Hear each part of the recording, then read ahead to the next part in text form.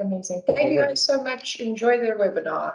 All right, so now let me just start up the webinar for today.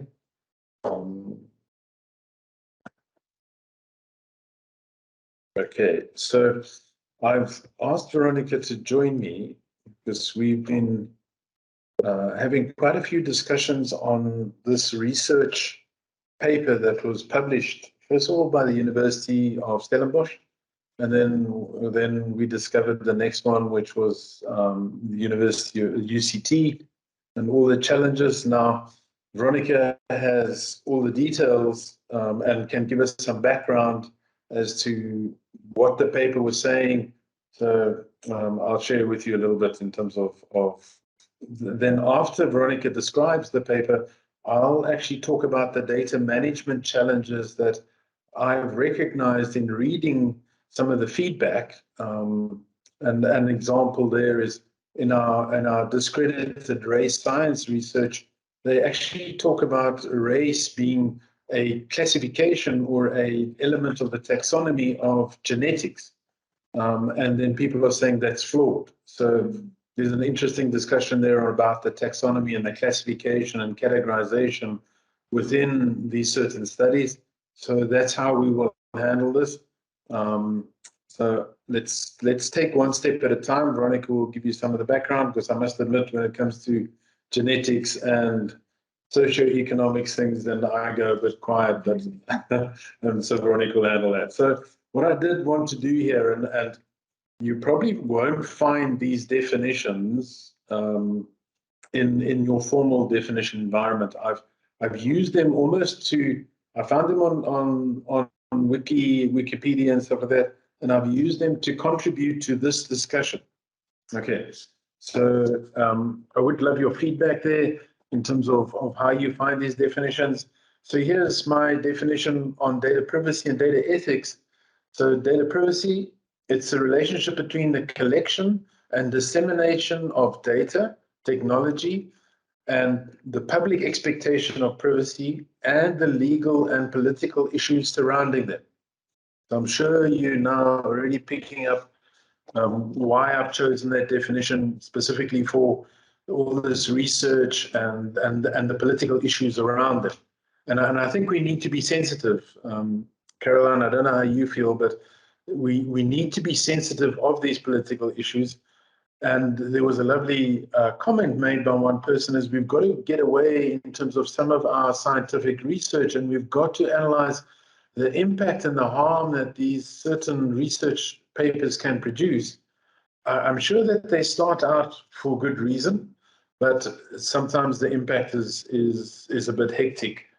And one person, there was actually someone from France, an anthropologist from France, saying we have to be super sensitive about the conditions that we come out of and the fact that we can keep publishing certain research. So would appreciate your feedback on that.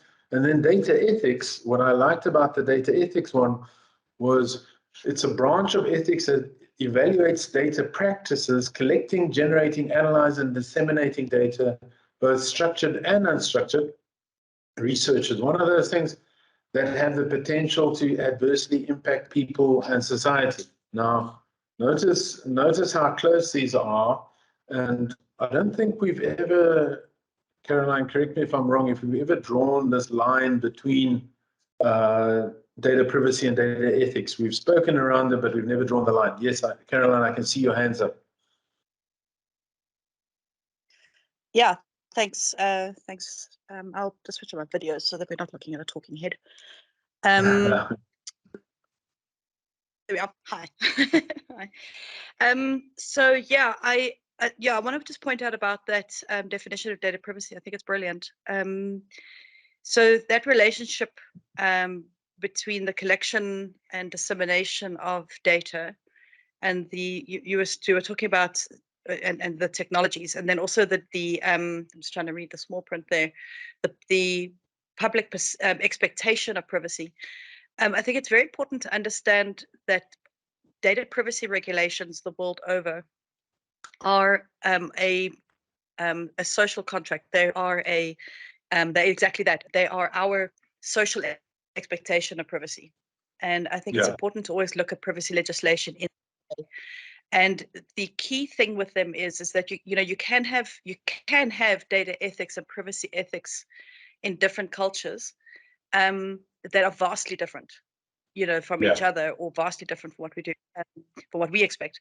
And I think it's important to know that we are talking about something that the world is actually collectively trying to agree that we come to a common understanding, because data flows around the world. And because you don't really have control over which legislation, very often you don't have control over which legislation your data is being managed within. So the focus is always on the data subject and the impact on the data subject. And I think with research, you made an interesting point there that, part of the ethical issue is we have to sort of almost scale back from the greater good of research to the individual impact on people. And kind of create that balance, of the legitimate interest of the greater good versus potential risk or potential even just discomfort or unhappiness about what data is saying about a particular individual. And I think I've seen in experience that there's often the interests of the individual almost get placed secondary to the interests of the greater good. That's where we have to start being careful. Excellent, thank you. All right. Any other comments? Dani, is this aligned with your view of privacy and ethics? I know I'm picking on you, but yes, it's always good. No, it basically does. And we are at the moment we are in a process of reviewing this for basically all our clients. It's been requested specifically by one of our clients, so we're busy with that. Great. Graham, I see your hands up. Yeah, apologies for a late arrival. I was also thinking that as the previous discussion point was around, shall we say, regional concepts or considerations and cultural considerations, there's also historic. What was good last is not PC now. And what does sort of play in my mind is that somebody's going to ask in 10 years' time for something that we've been forced to delete because it wasn't correct in the last 10 years. And we go, oh, we want the data on that. We've got to go back and repeat. Good observation, Jerome. Fantastic. Okay, so let's move on. So this is a paper, and I'd like Veronica to maybe just give us some background as to what it was. I don't want to spend too much time in the paper and things like that, because what we really want to do is to say what the paper has gone about doing, and then what are some of the data management challenges.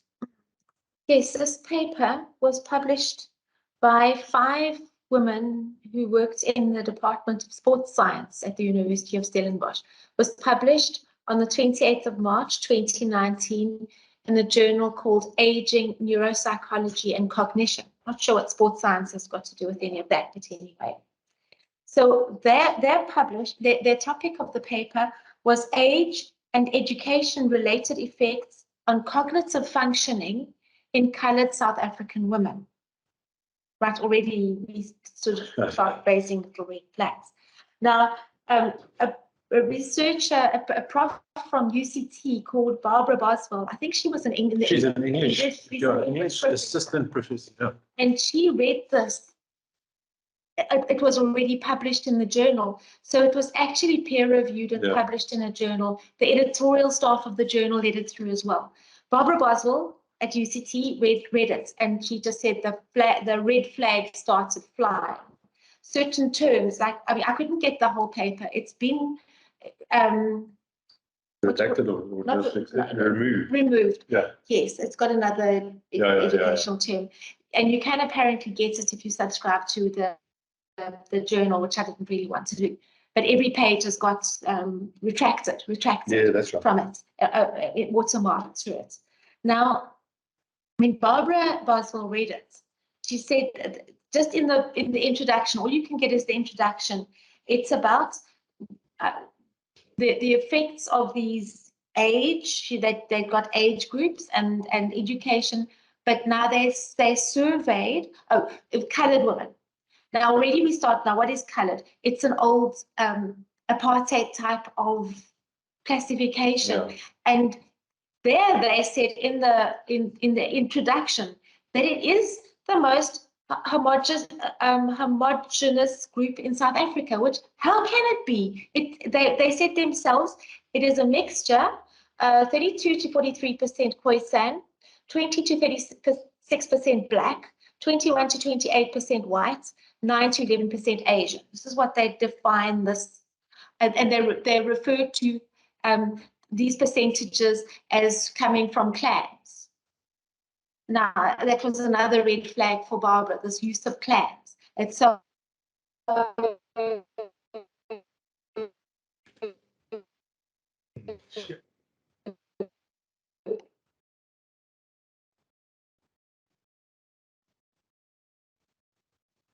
colonial and people were sometimes arbitrarily grouped into this. It was a mixed race, basically mixed race. But I mean, we heard of people who the pencil in the hair. If the pencil fell out of your hair, you would be white. If it stuck in your hair, you were colored. It was, they pinch a person, and if the person said, ish, you were black. And if you said, Aina, you were colored. I mean, it's just so bizarre how they actually went about that. So it's unscientific, very unscientific, very emotive, because it's got this basis in colonialism and apartheid. But now that's not the worst. The worst was that these people surveyed a group of 60 colored ladies from one geographic area in the Cape. And they extrapolated their findings from 60, a population of 60, to cover the South African colored women, who we know in different, I mean, really, it was then the method that they used they grouped them into 4 age groups, and they also grouped them by education levels. And then they applied something called the Montreal Cognitive Assessment, which is designed for North Americans.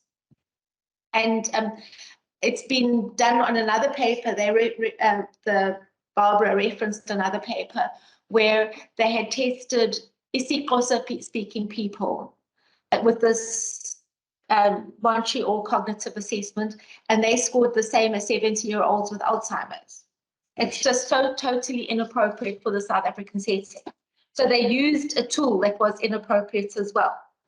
These ladies that they selected self-identified as colored. So they probably thought, well, this is all right. These ladies identify themselves as colored. But the result was that this paper was produced by the University of Stellenbosch, got through whatever their reviews were, got peer-reviewed, got published in a journal.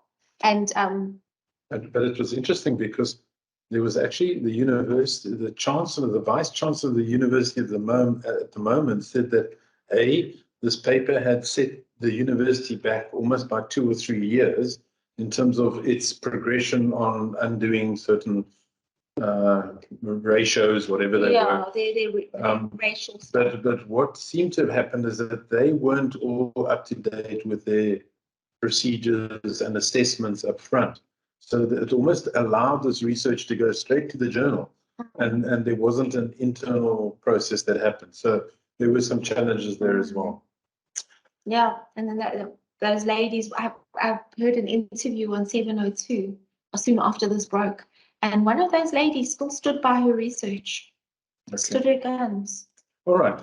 So these are some of the data challenges that I've picked up from all the different people's talking and commentary. So first of all, there was I grouped them in 3 areas: insights, curation. So how did they do this analysis and develop the insights that they've got, and how were those insights curated? Then I talk about taxonomies and features, and I'm specifically using the term features in the big data science type of thing, is when you select features. Now, there's also another term, they call it feature reduction. So what are the important features to run the analytics on, or the statistical analysis, so that you can understand the cause and effect? And then the last aspect I referred to here is impact assessment. Okay, so when I break it up, there were a couple of things that I found challenging. So we have this flawed methodology and science. So part of the thing that is quite surprising is that this undefined research policies and procedures and levels of generalization. So this race science, when people talk about race science, they actually say this is so outdated and old. Why are we still using it? That was the comment from several people. And it was interesting to me as a case of somewhere along the line, this thing wasn't updated. We didn't get an update by the university, whichever was involved, and they didn't pick it up that we had been applying these flawed, what was considered. Eugenics. What do you mean by eugenics? Eugenics was that thing that Hitler based his, okay. you know, okay. we really shouldn't have been doing this kind of thing ever. Sure, but what I'm trying to say here is that the research data management policies and procedures did not pick this up. And we didn't have alarm bells going off and almost the pre-assessment, like I've got an impact assessment, that wasn't coming through. And then this generalization, almost what I was talking on LinkedIn about the idea of what is the set, the universe of people that you are reviewing, and how does it compare to the universe? So of 60, so of what we call the colored population, how many would we say?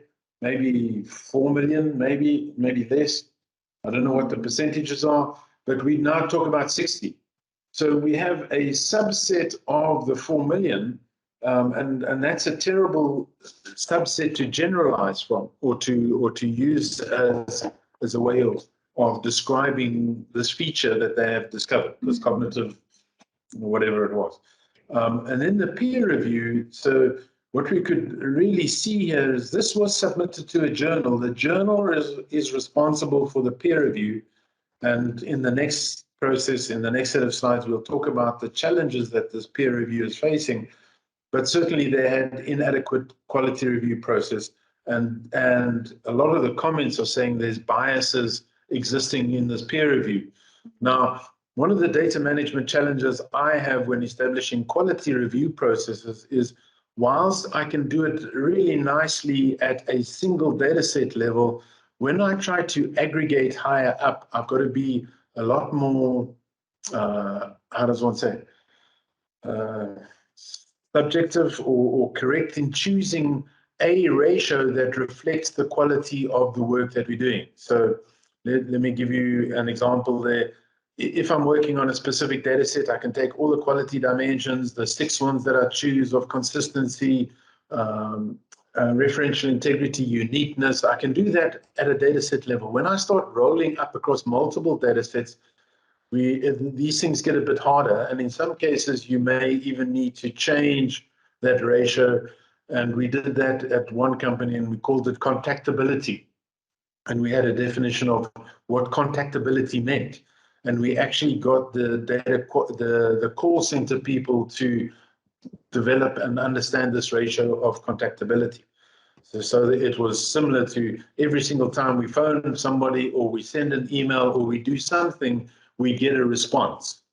So that was this higher level of quality measurement.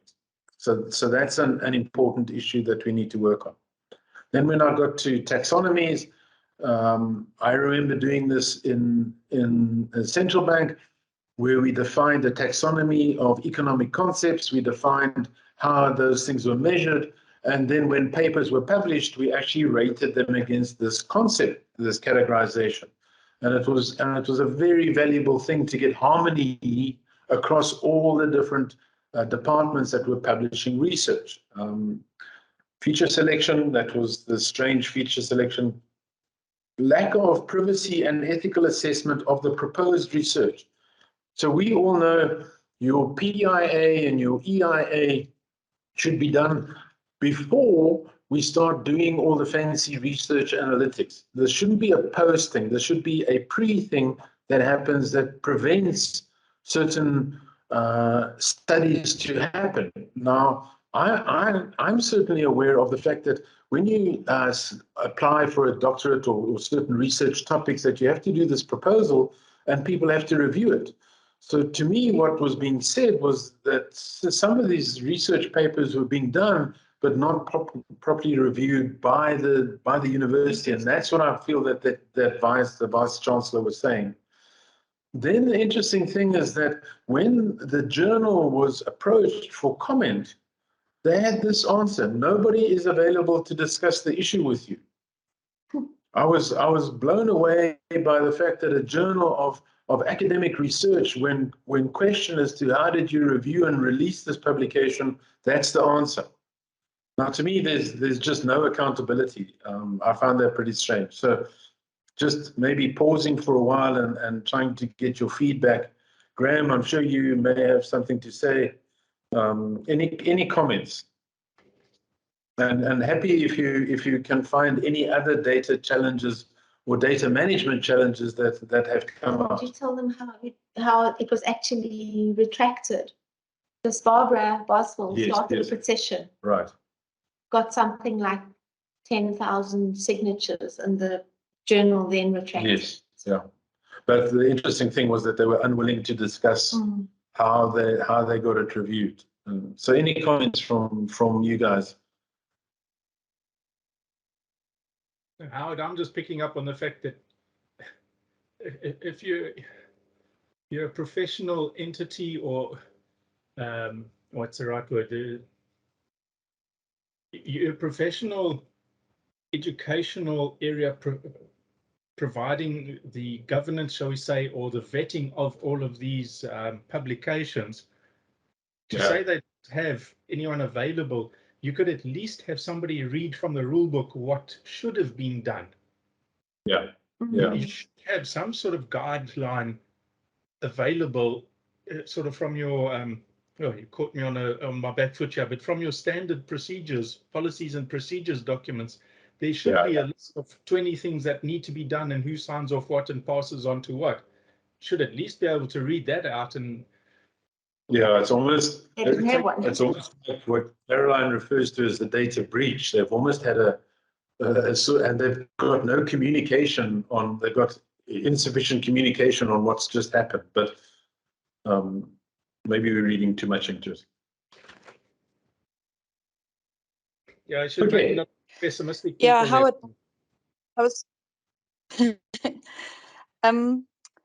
It's a good discussion, and I think just something that I just want to caution on, though, is obviously the topic of this research paper is highly emotive. And, it's very easy to look at this and sort of say, well, it's such a blatantly clear example of using data for data's sake, and being, and not being sensitive to the validity of the data, or not being sensitive to whether or not the data is representative, for example.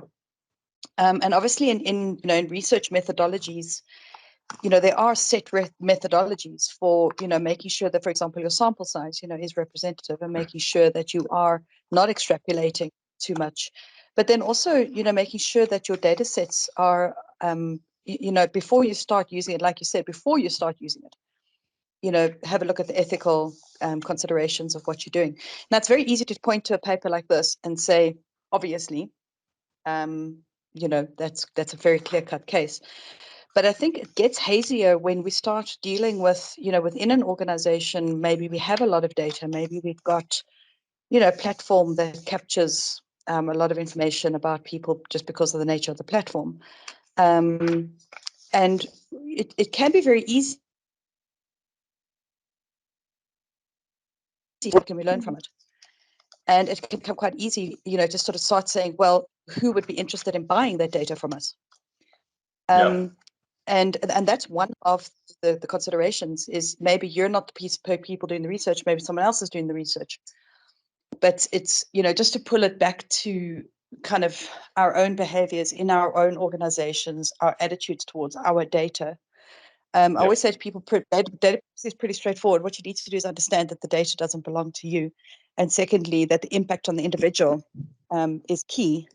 And if in this case,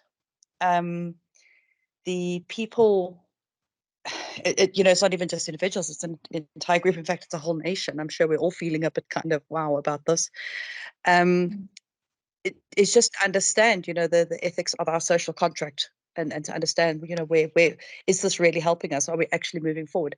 And that's something I think that becomes a little more blurry when we're looking at marketing data or profiling people in a certain way, or deciding to share data with third parties. It becomes a little bit more blurry. But what I'm trying to do with these data challenges is almost put in here a situation where governance, especially if you're making these type of publications, and I suppose I was fortunate to work with the central bank in South Africa where there are lots of these publications.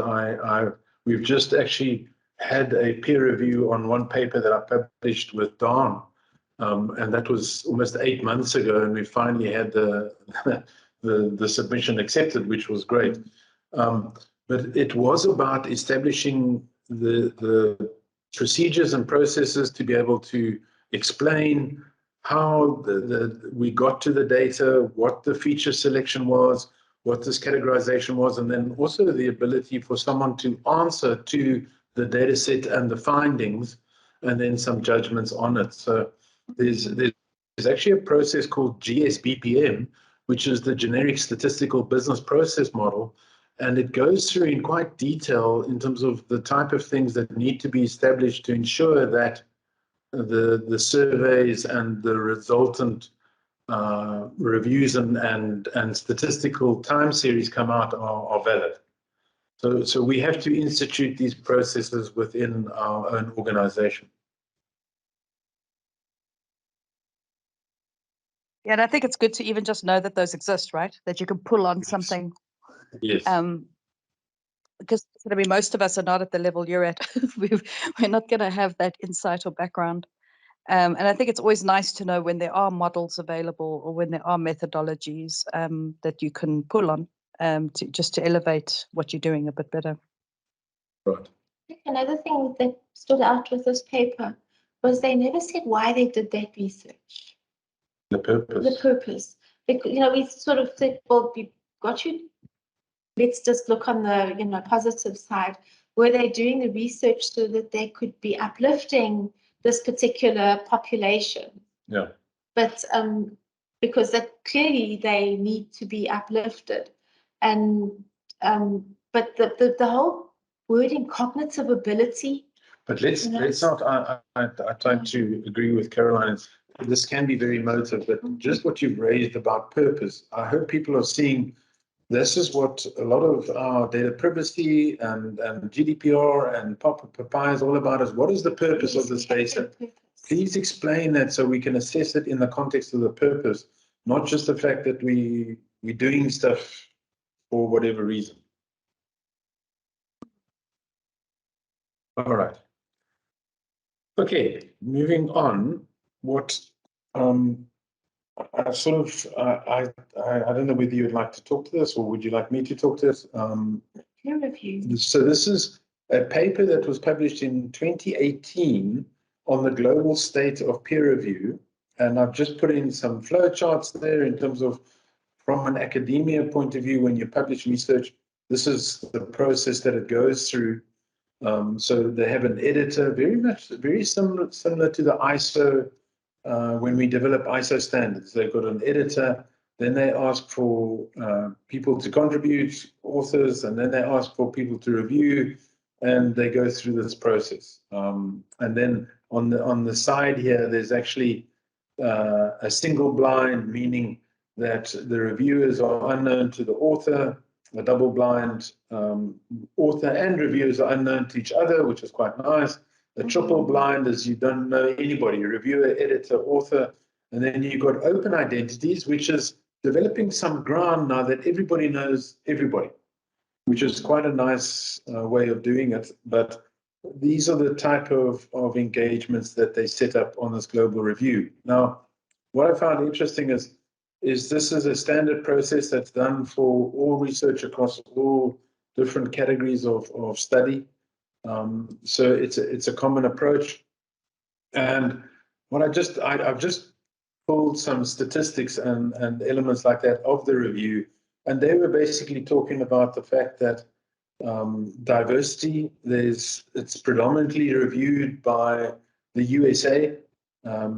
China on one side is a very developing nature in terms of the number of papers that they submit, but their reviewing of it, so they almost submit maybe 8% of what they review 8% of what they submit. So there's lots of volume in terms of these submissions, and we have quite a centralized or diversity. Basically, what they're saying is we need diversification across the countries, across the world in terms of this review process, and not just the burden doesn't just sit in one area. Now, of course, because the USA has been publishing so many more papers, they are the biggest reviewers, but it's interesting to see this breakdown that they have on the spectrum. Now, gender as well. I think Veronica, maybe you had some statistics. I can't remember the numbers, but with these accepted reviewers, they're also busy, and they say that they really only can commit 1% of their time to actually do the reviews. That's one of the reasons why they're saying that some rubbish papers creep through, because the reviewers are overburdened.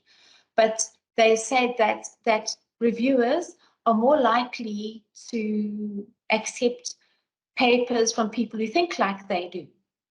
And since most of these reviewers are males in the Northern USA, Hemisphere, USA, the developed nations, they're going to accept papers from male researchers in those areas because of inherent bias, I guess. Yeah. And they haven't, they haven't got lots of time to spend. So it means that this process is actually not allowing some new innovative thought through. Yeah. So that was a big thing, saying that this diversity and gender, there were challenges there. Then they also had almost a distribution index. So what percentage of the people are reviewing what percentage of the papers? And this was interesting to show that 10% of reviewers perform 50% of all reviews. And you can sort of see the graph here of that situation happening. So some challenges there in terms of the makeup of review. Now, what I would like to share with you on this, and this is something that we do when you review as governance, when you review a data model, where you review a quality profile or a policy and things like that. Sometimes there's one architect, and Graham may bear witness to that, is reviewing the definitions across all applications across the entire business. And so these people become overburdened with the work that they need to do, and they really can't contribute properly to one area and get one area going. Graham, I'm sure you have some comments on that. Hopefully you're not on your back foot on this one. No, heading for my unmute button. Sorry, yeah, it's just hidden. Yeah, but the thing is that if you're reviewing something, the onus is on you as the person given that task to apply correct level, because it's an important role, and you should be providing that level of service or expectation. Yeah. And not just whipping through it, or else you should then reject. I know it's probably also a catch-22. Somebody doesn't want to say I'm overloaded, because then they reflect negatively. But you're also dropping your quality then. And something like, you drop the quality and this pops through. Well, would I rather have been shown up as negative of saying, I can't review 50 this month, I can only review 30, or you have something like these examples we're talking about pops right through, and then we've got an issue. Yeah. And what we're trying to do from a data management point of view is almost build a scorecard. So have a scorecard that you train the people who are producing the outputs, the publications, train them on how this thing is going to be scored, and then allow the reviewer to populate the scorecard and explain where things happen. So when we get transparency of scoring, then it's a lot easier as well. But it is a problem. What we can certainly see that everyone is saying here is that these reviewers are completely overloaded with the work that they are are having to review. Now, the very next step comes into the situation of review quality. And interestingly enough, they actually did a review length by region. That's what this one is showing, is USA has an average review length of 522, I believe it, words. I think it's 522 words. And notice how the different regions have certainly different levels of feedback in terms of the review length. All right, there it's in words. Okay, so they're doing a lot of the analysis. They're picking up quite a vast variety of quality review. So they haven't got that consistent format, and they're battling. But basically, what the one development the editorial manager of the publication journal is saying, ensuring the integrity of peer review process is vital and an increasing challenge that we cannot fail to meet. Now, of course, research papers are really hard. It's not like a data set or anything like that where you can just do a data quality automation on it. But I think we are getting there with, there are certain techniques to do that with the mathematical formulas, but it's going to take a bit longer when it's purely unstructured, because there's a data set, but then there's lots of observations and things that have drawn from that need to be reviewed as well. So then we also look at what I found interesting is when we looked at how people are feeling about the reviews, notice the predominant feeling is towards the negative and not the positive. So that was quite an interesting review on that. And then the review quality. And then what I noticed on the review quality is that when the editors ask the reviewers to review a certain paper, most of them are wanting the single blind, meaning that the author doesn't know the reviewer, which I found quite interesting. And strangely enough, they said the older people between 56 and 65, that's the sort of feeling that they have. But the younger people, the reviewers are open to more of open reports, open identities, and different levels of openness in the review process. And again, this is what it's saying to me from a data review governance point of view is this assurance that we need to do. There's areas that we need to focus on improving our review process of the work that we're doing. And then just in summary, what's been said here is the consensus amongst all the researchers and that is that they believe it's critical. They feel this is the peer review is the only way to get this quality right. But they do feel that if there's incentives matter. So they are saying that what the incentives that they get for doing the review are not strong enough, and therefore some of the areas they are battling. And maybe just before we go on to the next case study, does anyone have any comment on that peer review process? And I mean, it's one thing commenting on that review, but how would we do that within data management and research data management? How do you see that applying?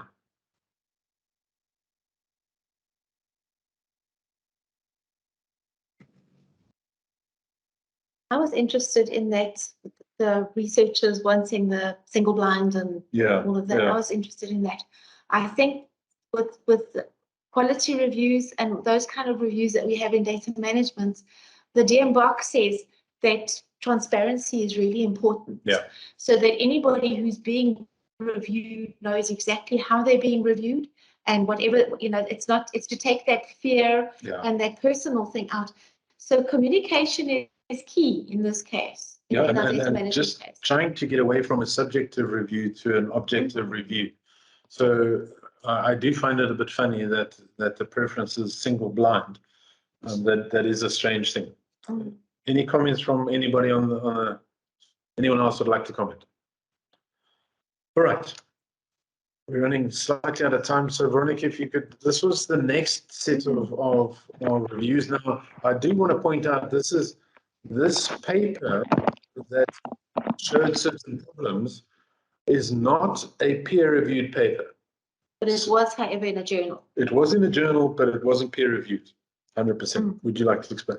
Yes, this is really this third year biomedical student at the University in London, St George's, Jack Lawrence. was doing, Jack Lawrence, he was doing some research on a paper that was, it was a paper that right in the beginning of COVID that was saying how ivermectin was a potential drug for COVID research, a potentially a useful drug. And as he went through the paper, he found that the use of language was strange. And when he started looking more carefully, he realized that it was actually a copy-paste plagiarism from something else, where they'd used a thesaurus to change the words, and it didn't make as much sense as it used to. Like, you know, what's SARS stand for? Respiratory syndrome. I can't remember what it stood for, but they used, instead of SARS, they used different words because that's how the automatic thesaurus gave it to them. So he was starting to pick up these inconsistencies. And then when he wanted to see the data, he found it. It wasn't available, but he managed to uncover it, and I think he even hacked to get it. He guessed a password. He found the data, and he found the data to also be full of inconsistencies. And it was based on some other research, a paper where they, you know, when you get Ahmed Eldazar from this University of Egypt, his group took copy pasted from another paper, which was an in vitro study of ivermectin on the COVID virus, but it didn't make, it was like the kind of thing that you do initially when you're doing a drug investigation, and under normal circumstances it wouldn't have raised so much interest, but because we were in a pandemic and everybody was looking for the miracle cure, it was elevated to beyond where it should have been. And that's where this Dr. Ahmed Eldazar got his research from. And Jack Lawrence managed to hack into his data and found his data so flawed. It was just pick and choose what would confirm his hypothesis. Yeah. Okay, so that's an interesting paper. You can read about that now. Also the third year, ending up with that. Now, what was interesting that I picked up in terms of how would I want to pick up these things in data governance, data management? Well, the first thing that one looks for is data lineage. So show me your lineage, show me how you got here, who you got it from. So who's the trusted provider? So who actually gave you this data, and what's the provenance of the person who gave you the data?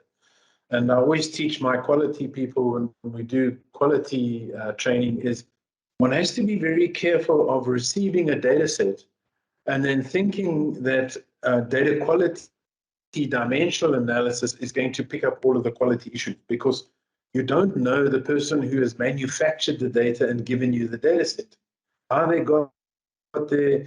And this actually comes from the art world, where they discovered that after a while, doing a visual inspection of artwork was getting so hard due to the improved, not plagiarism, but I can't remember the term. Copy. You know, the copy that they've done, that actually.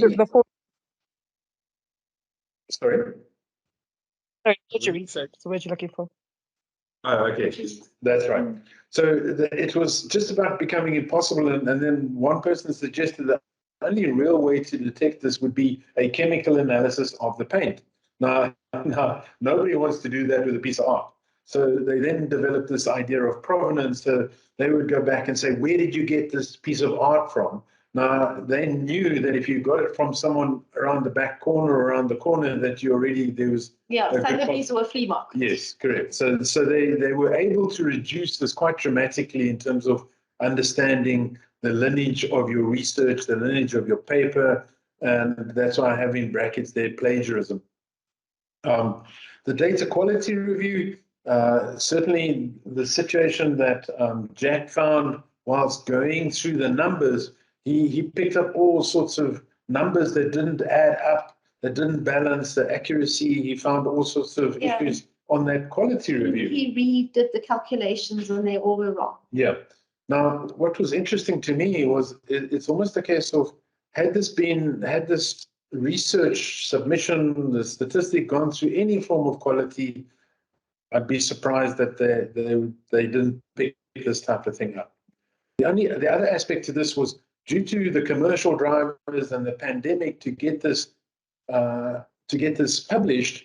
The impact was big on Ivermectin. I don't know if you guys remember, the sales of Ivermectin went through the roof, and somebody actually commented on, is research being funded by commerce? How does this work out? So there was a bit of a question there as to what this was all about. So that's some of my interpretation of what happened there. Any comments from anybody on the webinar? I'm not sure if you guys have heard about Jack, who, when Veronica first told me, she was saying she was blown away by the fact that these reviews weren't going through all of the data and assessing how they got to the numbers. They were really just looking at the graphs and saying, oh, right, that looks interesting, and what's the observation on the graph? It was a laziness on the part of reviewers that they weren't bothering to actually go through the numbers. And again, we need to be careful. I've seen that within the central bank.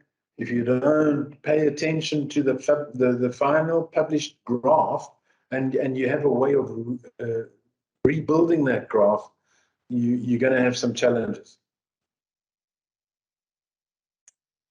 Feedback. Okay. We need to understand how things are. It's back with that feedback. The feedback control. Yeah. Okay. Like with the victims of mass destruction. Oh.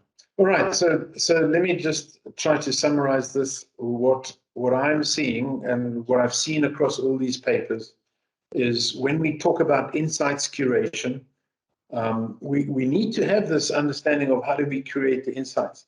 What I had to do was in one customer was before they published a time series, a graph, or whatever it was, we had to convert that data into a data set that had all the numbers, and we had to be able to recreate the graph. That was the first thing. Now that helped. It was tremendous in doing that, because we'd have to say, well, where did you get the data? What was the final data set look like? And they had to be quite open in coming forward with all the data sets. And if you see on LinkedIn, Sammy Lown, actually, Google's doing an amazing job of having these data sheets and data cards that go through all this process of reviewing how you got to your results. So helpful in terms of going through that process. Data lineage transparency, I feel that helps tremendously. Quality reviews, I think we have to learn from the situation and there was some statistics on the time taken to do the reviews, because they were so slow and because there was so much of an overload. There was a case of feeling rushed and having to get the job done, so people were automatically accepting without doing the proper review. Now, I find a similar thing when I'm in an agile approach and I have to do a sprint review. If I'm not there to do it right there and then, I can't say to them, this number's wrong, go back to the beginning and restart. They said, well, they've got to go live tomorrow, and sorry for you, but you're too late on the scene. So I've had that. I've had personal experiences where I've just been told it's too late, we can't make the adjustment now. Fortunately, it wasn't a research paper, but that's happened to me. There's an approach of doing a quality assessment, get the report data, put it into a data set, do an appropriate review on it. Taxonomies and features, I really feel that we need to manage our reference data. We need to manage our taxonomy, taxonomy of ethnic race considerations and things like that. We should be managed. We shouldn't be allowed to have any form of concept that we deliver a paper on that should be governed. Terms. Yeah, those terms. About those terms. Yeah. That it's not, a race is not actually a thing. And it shouldn't be in that categorization. So that's why I use the term taxonomy. That actual hierarchical structure, that should be managed by the industry, so that we shouldn't be publishing paper on concepts that are not well accepted. Okay. So with the colored ladies, it should rather have been, if they were wanting to uplift or work out why women in a certain geographical area were struggling. Yeah. It would have been that Socioeconomic, socioeconomic, yeah. not actually ethnicity or race at all. Yes. It shouldn't have been part of it at all. Agreed. Now, this was, again, I'm drawing on the experience I got from the central bank. They actually classified the economic concepts, and they did a lot of work on harmonizing those concepts. So everybody had to talk to the same concept, which was very helpful. Then the feature selection, this is a lot more detailed. It's understanding the cause and effect, the state of our information, the analytical method that's applied, whether it's confirmatory analytics or exploratory analytics, and that all depends on the decision that you're trying to make. And we should have a transparency and an openness there. With respect to impact assessment, I like to structure my privacy impact assessment and ethical impact assessment as part of the data product lifecycle. And we do that in terms of planning and design. That's when these things should be happening. Okay, and I've included the privacy by design and ethics by design. Then there's this new thing that's developing called open data to support open science. I've got a slide over this that I'd like to show you after this. And then also this, from a governance and assurance point of view, we need to establish the lines of defense, right? So the Vice Chancellor is saying that, you know, this thing should never be allowed through. It's a case of, well, where were your lines of defense? Where was your assurance approach on doing this thing? And we have to be careful now, you know, because if we're selling data or if we're generating revenue on data, this is something that's quite fearful to the business, is to say, well, what happens if someone finds an error? Do they claim their money back? What happens in this process? So we have to be a lot more careful in this scenario. And then just finally, this was something that there was a comment today on open data. And what people are saying is that, data science and research should be pulling from national data registries. There's this big drive to publish open by default. So we should be getting almost an authoritative or representative source of data that we need to be more open about. And people need to start contributing to this open data exercise. And notice what's been said here is that the data and the methods should also be open. We shouldn't just have the final research result over here. All of this other stuff, if it's all blanked out, it creates opaqueness that people can't understand how you got there and where you got. All right. So we need to get started in our own backyard. We need to put in this right levels of assurance and start doing these type of things, even with our own data. And then in summary, basically our data management capabilities need to be applied appropriately, understood by both business researchers and consumers, so that people are aware of the challenges they're getting into when they're publishing this sort of data, coming up with these results, and just quickly rushing to some sort of report that says this is the way, this is the state of the world. We have to be a lot more careful and clear on what it is that we're using our data for. Okay, sorry, we went a little bit over. We do have some time for comments or questions or observations, so we'd love to hear your feedback on this topic.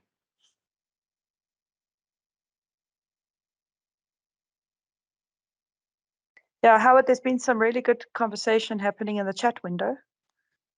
Oh, I didn't see that. Windows closed. So between Connie and Sammy, they've been giving us Connie is the ex-researcher. Yeah, and Sammy seems to have quite a lot of good, I hope I'm pronouncing your name correctly. You know, some good links and further information on the concept of, you know, on the various aspects of research data. So thank you very much for that. That's been very interesting. Oh my word. Fantastic. Okay. One joy in not working correctly. Yeah. Sammy, is there anything that you would like to say in summary?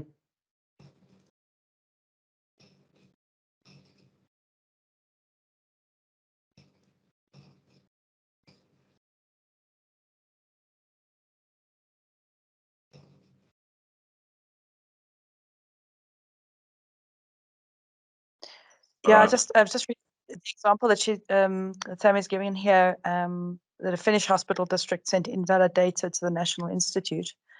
The gender was coded differently in the set. And that, this led to impacts, but then the policy of not being able to fix the data, or not being allowed to go back and change the data, meant that this, these statistics were forever distorted.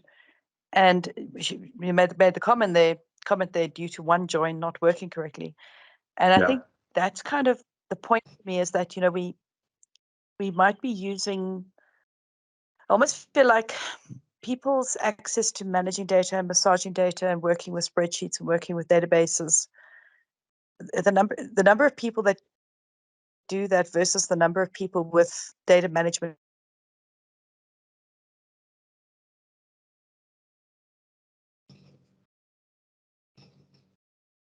How likely is it that you're going?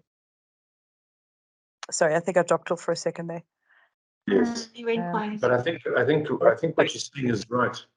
With self-service analytics, Caroline, one of the biggest challenges that they're finding with that is this inappropriate joins and linking between data.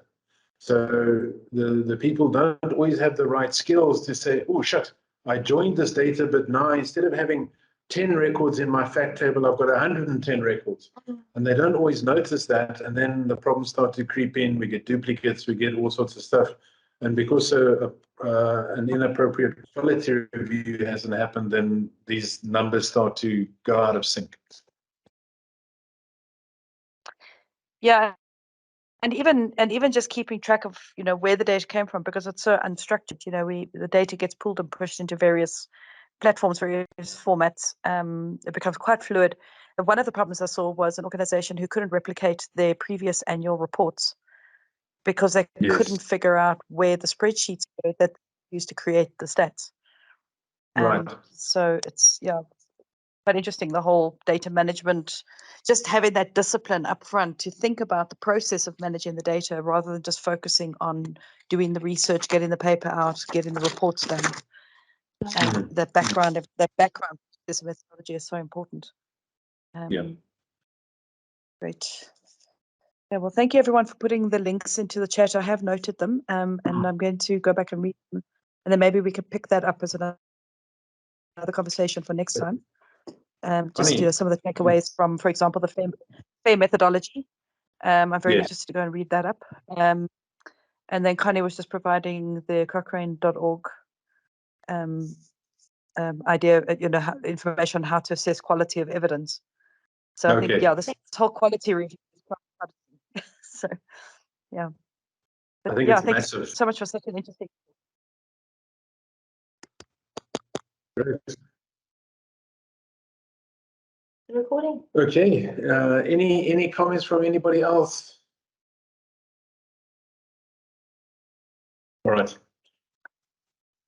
Thank you very much. Thanks everybody for joining. Thanks for your comments. Thanks, Caroline. Thanks, Connie and Sammy. We really appreciate it. And we'll publish as soon as possible and hope to see you again tomorrow. Yeah. Fantastic. Thanks, everybody. Bye, guys.